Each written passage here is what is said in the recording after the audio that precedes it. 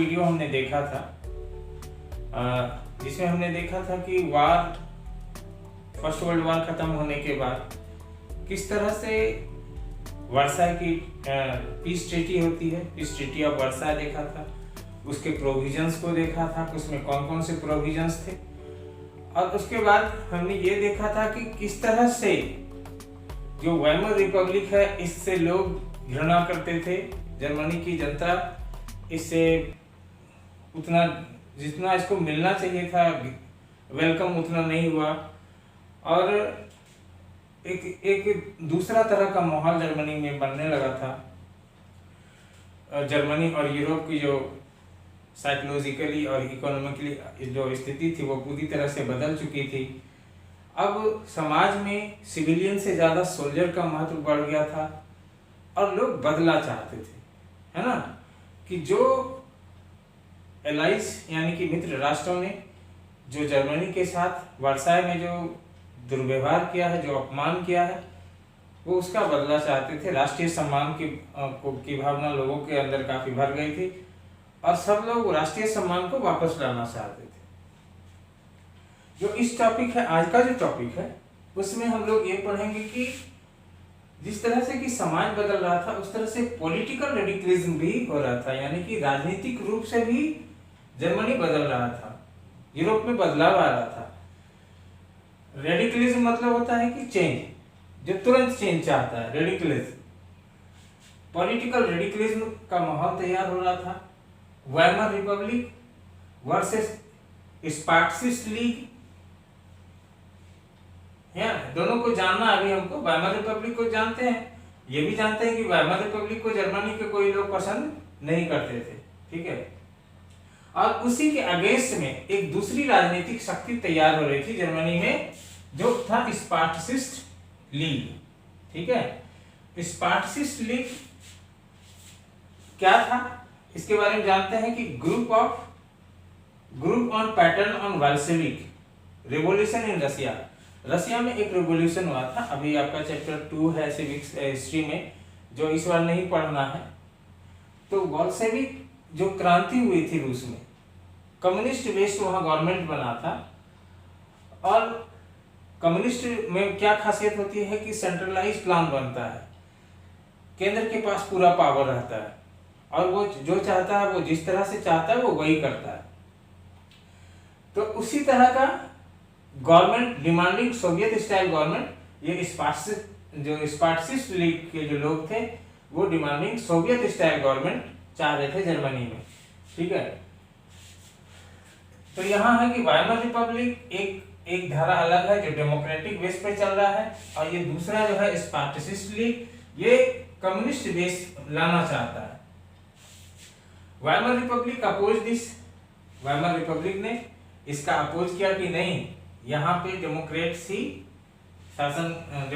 के द्वारा ही शासन चलेगा, ये सब कम्युनिस्ट गवर्नमेंट यहाँ नहीं चलने वाला है, ये इसका विरोध करते थे। वाइमर रिपब्लिक क्या करते थे, इसका विरोध करते थे, और ये इसका विरोध करते थे।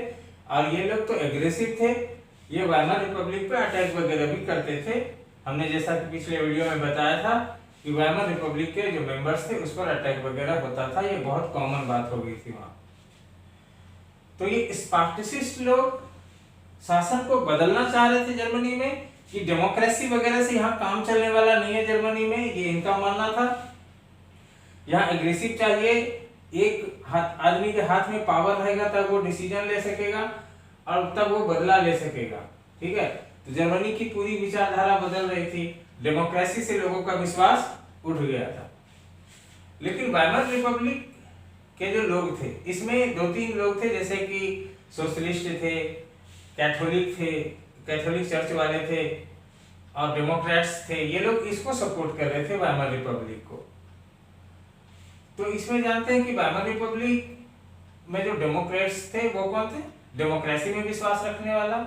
कैथोलिक चर्च जो था, जो पुराने विचारधारा के थे, कैथोलिक धर्म को मानने वाले, ईसाई धर्म को मानने वाले, वो इसको वाइमर रिपब्लिक को सपोर्ट कर रहे थे। सोशलिस्ट जो चाहते थे कि गवर्नमेंट हो और गवर्नमेंट सारे संपत्ति पर गवर्नमेंट का अधिकार हो और उसका हस्तक्षेप हो हर चीज में, तो इस तरह से वाइमर रिपब्लिक के भी सपोर्टर्स थे, उसके भी सपोर्टर्स थे। हमारे यहाँ कैसे देखते हैं कि कोई बीजेपी का सपोर्टर्स होता है, कोई कांग्रेस का होता है, कोई आरजेडी का होता है, कभी कभी रैली निकलती तो जो लोग हैं उसके फॉलोवर्स वो आपस में भिड़ जाते हैं, लड़ाई हो जाती है। उसी तरह का माहौल बन रहा था जर्मनी में। Weimar republic oppose this crushed and uprising with the help of free corps. और वाइमर इसका जो कुछ आंदोलन वगैरह होता था, इसकी जो आवाजें उठती थी, वाइमर रिपब्लिक चूंकि पावर में था अभी इस समय जर्मनी में, तो ये क्या करता था कि इन लोगों को जो वॉर वेटरन थे, फ्री क्रॉप्स यानी कि युद्ध होने के बाद जो सेना बच गई थी, इन सेनाओं पर इसका था, वाइमर रिपब्लिक के फेवर में था ये। और ये क्या करते थे कि इसको क्रश कर देते थे, मार पीट के इसको जेल में डाल देते थे, यानी कि इसको crust and uprising the help of free crops. ये जो भी इसका अपराइजिंग होता था, जो भी ये कुछ इस तरह का काम करते थे, ये लोग इसको कंट्रोल करते थे। और ये लोग क्या चाहते थे, वांटेड डेमोक्रेटिक रिपब्लिक, ये वाइमर रिपब्लिक को बनाए रखना चाहते थे।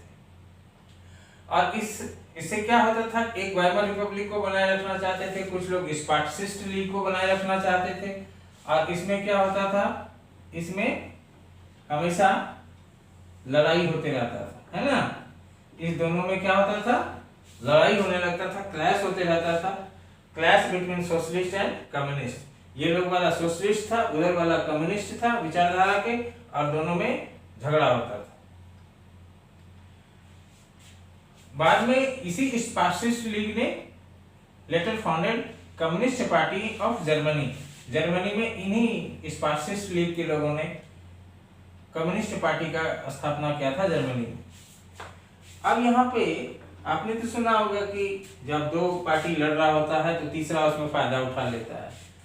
तो Hitler took advantage of this irresponsible conflicts. ये कभी नहीं सुलझने वाला जो झगड़ा था दोनों के बीच, इसका फायदा हिटलर ने उठाया और prevailing in Germany at the time. और चूंकि हिटलर, हमने कई बार वीडियो में बताया कि हिटलर वैसा था नहीं, उसको वैसा माहौल बना मिला और उसको वैसा बनाया गया। तो ये सब चीज की वजह से जो झगड़ा हो रहा था, इससे एडवांटेज मिला, क्योंकि हिटलर बोल रहा था कि ये लोग से कुछ नहीं होने वाला, ये आपस में लड़ के मर जाएंगे और देश का कुछ भला नहीं होने वाला है, देश आगे कैसे जाएगा, देश की चिंता किसी को नहीं है, सब अपने अपने बारे में सोच रहा है, ठीक है। और इसी बात को बोल के हिटलर ने अपने सपोर्टर्स की संख्या और बढ़ा ली थी। और जिस तरह से माहौल जर्मनी में बन रहा था, हिटलर जैसे एग्रेसिव नेता को लोग चाहने लगे थे, और वो चाहते थे कि हिटलर ही गद्दी पर वो जर्मनी की सत्ता को संभाले। तो सिचुएशन ने बहुत मदद किया था हिटलर को राइज होने में, ठीक है। तो इस तरह से हम देखते हैं कि पॉलिटिकल जो रेडिकलिज्म था, या पॉलिटिकल जो परिदृश्य था जर्मनी का, वो भी चेंज हो रहा था। और वहां भी बदलाव, ऑल ऑफ सडन बदलाव चाहता था सब लोग, कि जो व्यवस्था है राजनीति का, वो व्यवस्था से जर्मनी का भला नहीं होने वाला है, एक चेंज चाहिए। और चेंज के रूप में बदलाव के प्रयास हो रहे थे, और इसी बीच में हिटलर ने फायदा उठा लिया और अपने सपोर्टर्स को बढ़ाते हुए ये जर्मनी पर छाने लगा था। और जो नेक्स्ट टॉपिक होगा स्टूडेंट, इसमें हम लोग पढ़ेंगे post war economic crisis in Germany. ये तो हमने देखा कि पॉलिटिकल क्षेत्र में क्या बदलाव हो रहे थे, क्या होने वाला था, ये सारा चीज दिख रहा है इसमें। लेकिन इकोनॉमिक क्राइसिस किस तरह से युद्ध के बाद, जो फर्स्ट वर्ल्ड वॉर के बाद इकोनॉमिक क्राइसिस किस तरह से हुआ, और इस इकोनॉमिक क्राइसिस ने भी किस तरह से हिटलर को राइज होने का मौका दिया, वो हम लोग डिस्कस करेंगे अगले वीडियो में। ठीक है स्टूडेंट, मिलते हैं फिर अगले वीडियो में नेक्स्ट टॉपिक के साथ। तब तक के लिए बाय एंड थैंक यू।